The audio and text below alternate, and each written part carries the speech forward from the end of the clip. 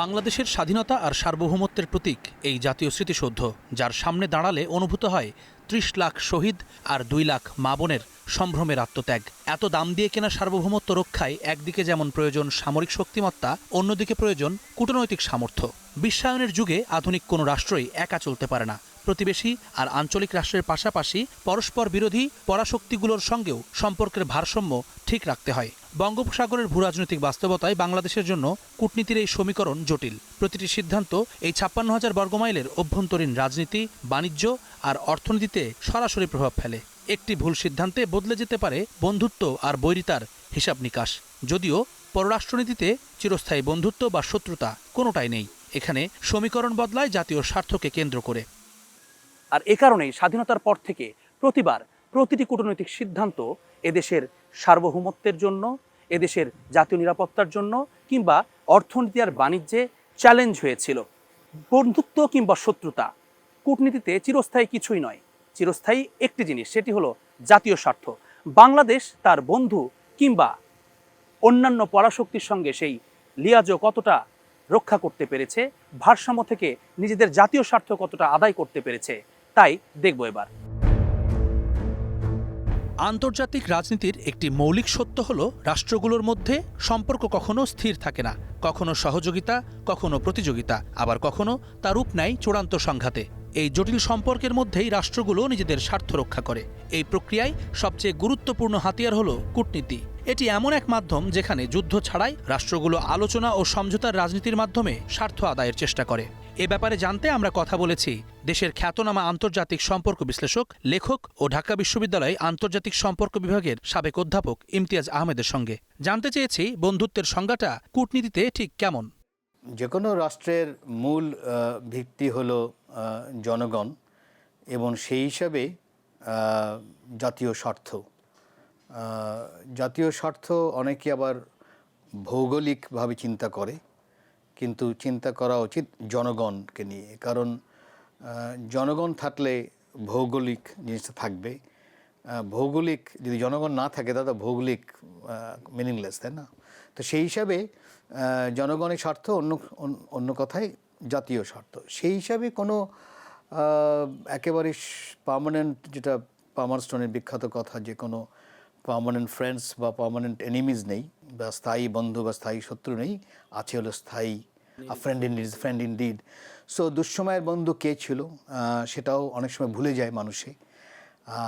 তো সেই হিসাবে এক শব্দে বলা যায় না, তবে এটা নির্ভর করবে বিচক্ষণতার উপরে, এফিসিয়েন্সি যেটাকে বলি, বা এমনকি পাওয়ার, জ্ঞানের উপরে, এবং কী ধরনের আমি কূটনীতি করে আমার জাতীয় স্বার্থ আমি কিভাবে, বা জনগণের স্বার্থ আমি কিভাবে রক্ষা করছি।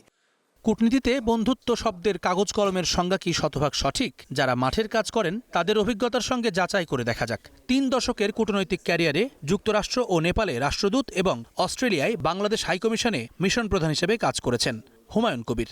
তিনি প্রতিবেশী দেশ ভারতের কলকাতায় ডেপুটি হাইকমিশনার হিসেবেও দায়িত্ব পালন করেছেন। বর্তমানে আন্তর্জাতিক সম্পর্ক, নিরাপত্তা সহ বিভিন্ন বিষয়ে গবেষণা করছেন। স্টার নিউজকে জানালেন বাংলাদেশের প্রেক্ষাপটে স্বাধীনতার আগ থেকেই কিভাবে পাল্টেছে বন্ধুত্বের সমীকরণ। এই যেমন স্বাধীনতা যুদ্ধে বাংলাদেশের বিরোধী পক্ষে থাকলেও পরবর্তীতে অর্থনৈতিক ভিত্তি স্থাপনে যেভাবে পাশে দাঁড়িয়েছে যুক্তরাষ্ট্র ও চীন। আবার সার্বভৌমত্ব আর সামষ্টিক আত্মমর্যাদার প্রশ্নে ধীরে ধীরে বন্ধুত্বের মর্যাদা হারিয়েছে মুক্তিযুদ্ধের প্রধান মিত্রশক্তি ভারত, যার চূড়ান্ত বহিঃপ্রকাশ ঘটেছে জুলাই গণঅভ্যুত্থানের পর তাদের ভূমিকায়। যদিও নির্বাচিত সরকার আসার পর সেই ভূমিকা আবারও কিছুটা পাল্টেছে। সাম্প্রতিককালে আমরা যেহেতু আরেকটু স্বনির্ভর হয়েছি, এখন আরেকটু আত্মসম্মান আমাদের জেগেছে, আমরা এখন তাদের সাথে পার্টনারশিপ করছি। সেটা মার্কিন যুক্তরাষ্ট্রের সাথে বলেন, ইদানিং সাম্প্রতিককালে বাংলাদেশের এই গণ আন্দোলনের মধ্য দিয়ে আমরা ভারতের সাথেও একটা এখন মর্যাদাপূর্ণ সম্পর্ক চাচ্ছি। চীনাদের সাথে নির্বাচনের পরে এখন সকলের সাথেই আমরা নতুনভাবে, নতুন প্রেক্ষাপটে, নতুন চাহিদার প্রেক্ষাপটে নতুনভাবে সম্পর্ক বিনষ্ট করতে চাচ্ছি। এখন যে জায়গাটা আমাদের মনে রাখতে হবে সেটা হলো যে আন্তর্জাতিক সম্পর্কে পার্মানেন্ট শত্রুও নয়, পার্মানেন্ট কোনো বন্ধুও নয়। আমার স্বার্থের আলোকে যার সাথে যখন যেভাবে কাজ করা প্রয়োজন সেই কাজটাকে আমায় করতে হবে। তো কাজে সেই কারণেই আপনি যদি এখানে বলেন যে কে আমার শত্রু, কে আমার বন্ধু, আন্তর্জাতিক সম্পর্কে সেটা নাই।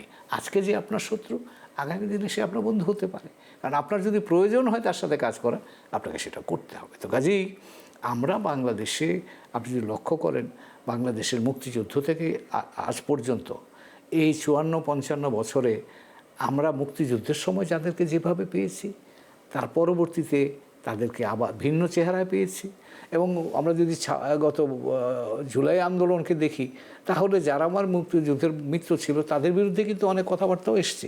কারণ আমরা আত্মমর্যাদা, মুক্তিযুদ্ধের ফসল হিসেবে যদি আমি স্বাধীন দেশ হিসেবে যদি থাকতে চাই, আমাকে আত্মমর্যাদা নিয়ে থাকতে হবে, সমতা নিয়ে থাকতে হবে, সাম্যের ভিত্তিতে থাকতে হবে।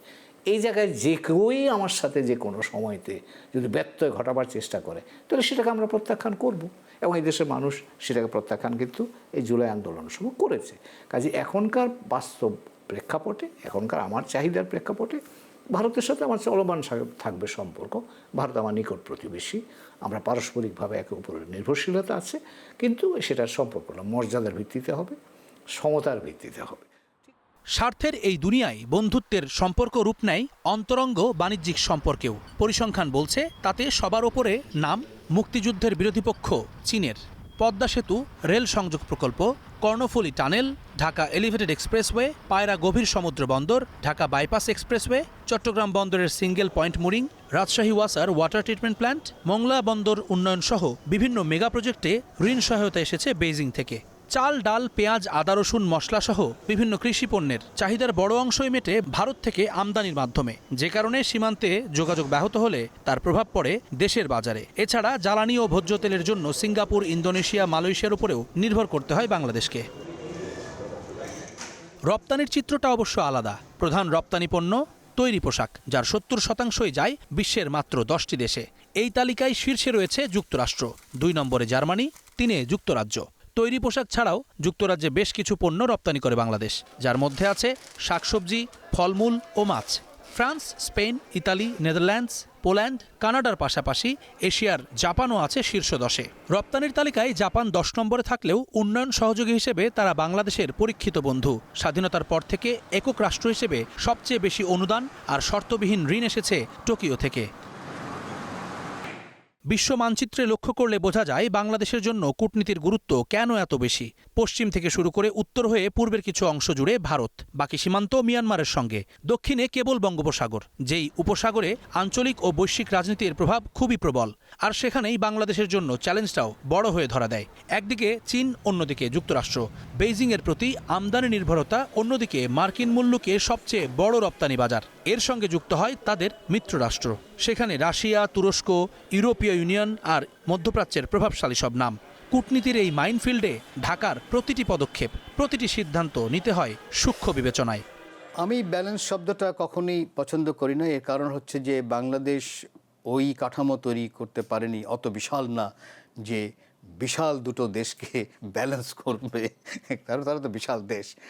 আমাকে পেশাদারিত্বের মধ্যে দেখাতে হবে দুটো দেশের সাথেই, যে তোমার সাথে যেটা সম্পর্ক সেটা তৃতীয় দেশের বিরুদ্ধে না। আমার সাথে সম্পর্ক, তোমার সাথেই সম্পর্ক, কিন্তু তুমি তোমার শত্রু আমার শত্রু হবে এটা চিন্তা করে আমার সাথে সম্পর্ক করলে লাভ হবে না। তো তাকে দেখানো যে আমি যদি ওই দেশের কাঁচামাল না আনি তাহলে তো তুমি দাম পাচ্ছ না, কিন্তু তোমারই তো ক্ষতি হবে, তো তুমি তোমার ক্ষতিটা টানছো কেন? আর আমার সাথে এমন কোনো এই দেশের সাথে সম্পর্ক না যেটা কোনো একটা সামরিক কাঠামো যেটা আমি তোমার অ্যাগেনস্টে ব্যবহার করতে দিব। মানে এখানেই যেটা বললাম, প্রচণ্ড পেশাদারিত্ব দরকার। এবং বেশ কিছু দেশ আছে কিন্তু যারা এই জিনিসটা করতে পেরেছে এবং বিশালভাবে উন্নয়নও করেছে, তাদের কোনো সমস্যা হয়নি, সব দেশের সাথেই সম্পর্ক। কিন্তু কথা হচ্ছে ওই পেশাদারিত্ব যদি আমি না রাখতে পারি, সেখানে যদি আমি লুকোচুরি করে একটা কিছু করা শুরু করি, আর ওই যেটা বললাম একটা দেশ তার স্বার্থ রক্ষা করবেই, এটাই স্বাভাবিক, কিন্তু স্বার্থ রক্ষার হিসাবে যদি আমি আমার স্বার্থ যদি নষ্ট করে ফেলি তাহলে তো আমি একেবারেই কোনো দেশের সাথে পারবো না। কারণ ওই দেশও তো খবর রাখে। তখন ওই দেশ বললো আচ্ছা তুমি ওর সাথে এরকম একটা চুক্তি করেছো, তাহলে আবার আমার কাছে কেন তুমি এসেছো তাহলে, তাই না? তখন জিনিসটা সমস্যা। তো আমার ওই কাঠামোটা আমি যদি তৈরি করতে পারি, আমার নেগোসিয়েশনের ক্যাপাসিটি যদি তৈরি করতে পারি, এবং সেটা তখনই করা যায় যেটা খুবই দরকার। এবং এটা ওই শামসুর রহমানের একটা সুন্দর কবিতার লাইন মনে রাখলে আমার মনে হয় সম্ভব সবার বোঝার জন্য। সেটা হলো, তার একটা সুন্দর কবিতার লাইন আছে, প্রচণ্ড বাংলাদেশ অবস্থা খারাপ ছিল, তখন বলেছিল, এখনও আমি দাঁড়িয়ে আছি, এ আমার এক ধরনের অহংকার।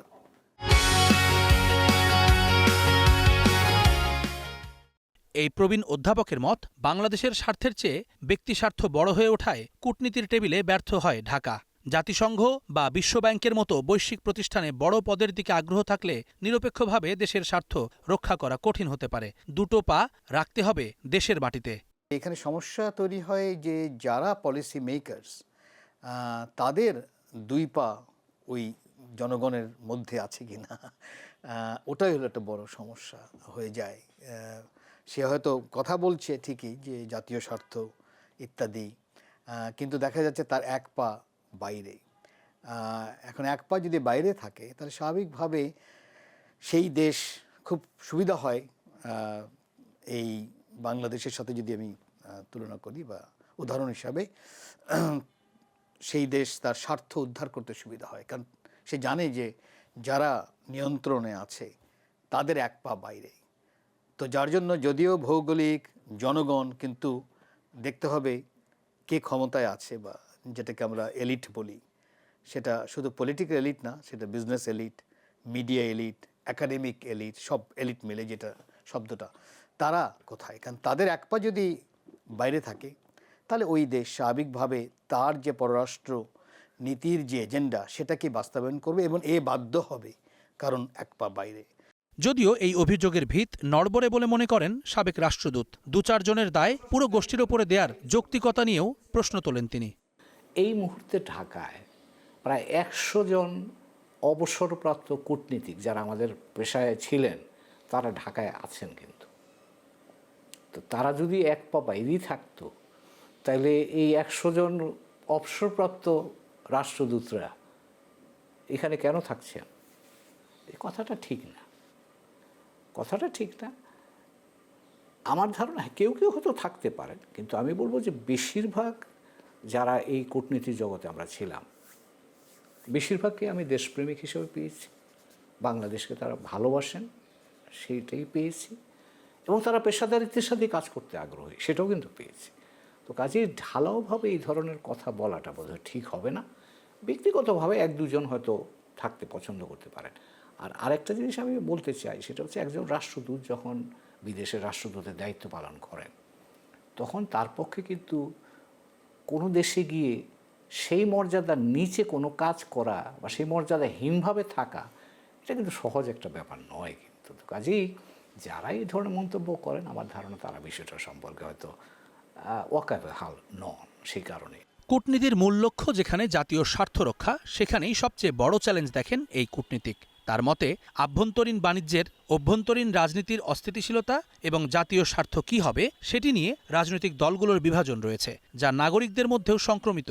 এ কারণে বিভিন্ন সময় একই মুখে ভিন্ন ভিন্ন কথা বলতে হয় কূটনীতিকদের, যাতে ঢাকার প্রতি আস্থা রাখতে দ্বিধাগ্রস্ত হয় সহযোগী রাষ্ট্রগুলো। আজকে এক সরকার আসে এক কথা বলে, কালকে আরেক সরকার আসলে আরেক কথা বলে, পরশুদিন আরেক সরকার আসলে আরেক কথা বলে। ফলে যেটা হয়, আমার জন্য কাজ করা অসুবিধা হয়। তার কারণ হলো, আমি 2 দিন আগে গিয়ে আমার যে হোস্ট কান্ট্রি আছে সেখানে গিয়ে আমি এক কথা বলে আসলাম, 2 দিন পরে গিয়ে আমাকে যদি আবার উল্টো কথা বলতে হয় এবং তারা খারাপ ছিল সেটা আমাকে বলতে হয়, তাহলে কিন্তু আমার ভাবমূর্তি তাদের কাছে ছোট হয়ে যায়। আমাদের প্রধান সমস্যা হচ্ছে কূটনীতির, যে আমরা কূটনীতির যে মৌলিক জায়গাটা, জাতীয় স্বার্থ, ন্যাশনাল ইন্টারেস্টকে যে আমরা প্রমোট করি, সেই ন্যাশনাল ইন্টারেস্টের ডেফিনেশন এবং সহমত সকল রাজনৈতিক অ্যাক্টরসরা যারা আছেন, পলিসি সিদ্ধান্ত নেন যারা, তাদের মধ্যে সহমতটা নাই। না থাকার ফলে আমার কাজের সুযোগটা ক্ষতিগ্রস্ত হয়। আমি কোনো কনসিস্টেন্ট ইমেজ বা রেপুটেশন তাদের সামনে তুলে ধরতে পারি না। কাজে এটা কিন্তু একটা, কারণ আমি তো একটা কাজ করি, আমাকে সরকার থেকে যে নির্দেশনা দেওয়া হয়, বাংলাদেশ থেকে যে নির্দেশনা দেওয়া হয়, সেটাই আমি প্রতিপালন করি ওখানে। তো কাজে আমাকে যদি নির্দেশনার মধ্যে এদিক ওদিক হতে থাকে, তাহলে তো আমার পক্ষে কাজ করা ডিফিকাল্ট হয়ে যায়। যাদের সাথে আমি কাজ করি, যে দেশে কাজ করি, তারাও আমার সম্পর্কে নানান বিভ্রান্তিতে ভোগেন। তো কাজে এটা হলো আমাদের 1 নম্বরের সমস্যা। কূটনৈতিক কৌশল বা এর প্রয়োগ নিয়ে কিছুটা মতপার্থক্য থাকলেও বাংলাদেশের সামনে যে এখনও সম্ভাবনার দুয়ার খোলাই আছে এ নিয়ে একমত দুই বিশ্লেষকই। প্রতিবেশী এবং আঞ্চলিক রাষ্ট্রের গণ্ডি পেরিয়ে বাংলাদেশ বিশ্বের ৬০টি দেশে ৮১টি মিশন স্থাপনের মধ্য দিয়ে দূরবর্তী রাষ্ট্রগুলোর সঙ্গেও কূটনৈতিক যোগাযোগ রক্ষা করছে। তবে এখনও লাতিন আমেরিকা ও আফ্রিকার সঙ্গে বাংলাদেশের সম্পর্ক গভীরতা পায়নি। এখানে নিজেদের লাভ ক্ষতি হিসেব কষে এগিয়ে যাওয়ার সুযোগ রয়েছে ঢাকার সামনে। Diplomacy is not all science, is an art, তাই না? এবং আর্ট মনে রাখতে হবে যে এক পেন্টিং দিয়ে কিন্তু আমি মানুষকে তাক লাগ দেবো না। Each and every painting is new. তার মানে হচ্ছে আমার diplomatic effort should be new. It cannot be same একই মানে সেটা ওর তো হবে না, চলবে না, তাই না? তো আমাকে তিস্তার দিয়ে আমাকে আনতে হবে নতুন। It's just like painting, it's an art. আমি যদি মনে করি সায়েন্স না এখানে আছে না এখানে ভারতকে আমাকে না, ইউ ট্রাই, মানুষ তো আমরা সবাই। সেখানে দিল্লিকে যদি বোঝানো যেত, আমি এখনও মনে করি যে সেভাবে কনসোর্শিয়াম ইজ সম্ভব বা ত্রিপক্ষীয় সম্ভব। এখন তো আরও সম্ভব, কারণ ভারত আর চীন অনেক একসাথে কাজ করে। তারা সাংঘাই কোঅপারেশনের সঙ্গে, তারা কি বলা হয় ডিডলারাইজেশন একসাথে আছে, ব্রিক্সে একসাথে আছে। যত না ছাত্র, ভারতের ছাত্র যত না ইউকেতে যায় তার চেয়ে বেশি চীনে যায়। এই যে বিষয়গুলো যদি আমরা জানি, এবং তার নাম্বার 1 বাণিজ্য রেজিম হলো চীন, তাই না? তাহলে আমরা ত্রিমুখী করে আমরা পৃথিবীকে দেখাই না কেন যে 3 conflicting parties can work together. এটা তো একটা মডেল হিসেবে যেতে পারে। সিঙ্গাপুর, মালয়েশিয়াতে প্রচুর বাংলাদেশের ওখানে কাজও করে। আমরা মনে করি সাম্প্রতিককালে সরকারিভাবে আসিয়ানের সাথে সম্পর্ক বাড়াবার জন্য সচেষ্ট হয়েছে, এই জায়গাতে বাড়ানো যেতে পারে।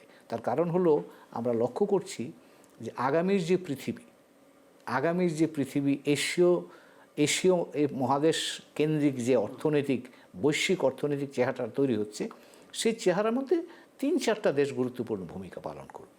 একটা হচ্ছে চীন, এখন দ্বিতীয় বৃহত্তম অর্থনীতি পৃথিবীর, এটা আগামী দিনে হয়তো প্রথম অর্থনৈতিক শক্তি হবে।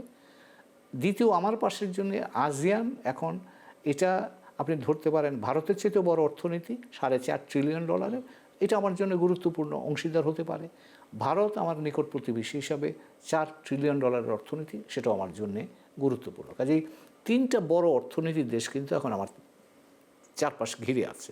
ওইদিকে যদি একটু দূরে যাই, জাপান আমার আরেকটা অর্থনৈতিক শক্তি, আমার 1 নাম্বার বাইল্যাটারাল ডোনার।